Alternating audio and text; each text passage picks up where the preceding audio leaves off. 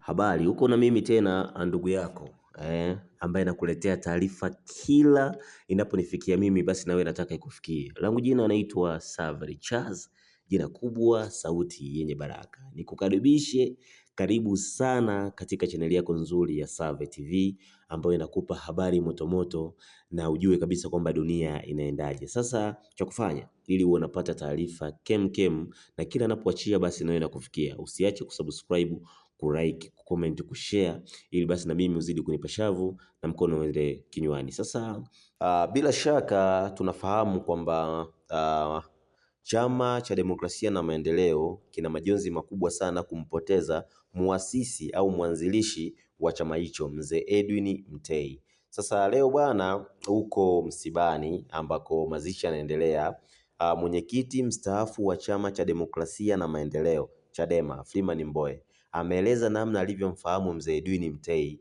na kufanya naye kazi, kama ambapo amesema kuwa alikuwa mmoja wa mtu aliyekuwa mzoefu mkubwa na masuala ya fedha, kodi na sera, akihudumu katika serikali ya Mwalimu Nyerere kama gavana wa kwanza BOT na katibu wa fedha, akihusika katika kuasisi sarafu ya kwanza ya Tanzania. Akizungumza hii leo tarehe 20 mwezi wa kwanza mwaka 2025 nyumbani kwa Mzee Mtei Tengeru mkoani Arusha, Mbowe amesema hakuwa mtu mwenye njaa, alikuwa mtu anayejiweza na bado aliweza kufanya siasa za mageuzi katika mazingira yale. Ni mtu wa kipekee sana. Kwa wakati ule sio watu wengi walikuwa na nafasi kama yake na nyadhifa kama zake ambazo waliweza kujitolea kufanya siasa za upinzani Tanzania. Lakini kwa siasa za upinzani katika enzi za kina Mzee Mtei hazikuwa siasa za kulumbana sana, lakini zilikuwa siasa zaidi za kuonesha sera.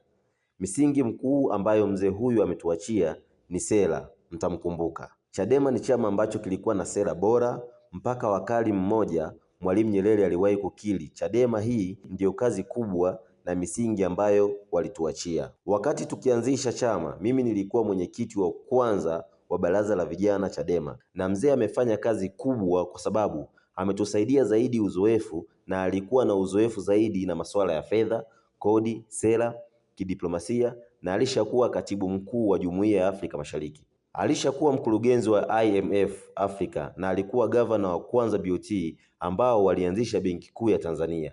Alishakuwa katibu mkuu wa fedha. Kwa hiyo masuala haya ya kuanzisha fedha za Tanzania, Mzee Mtei ndio alikuwa muasisi wa sarafu ya kwanza ya Tanzania.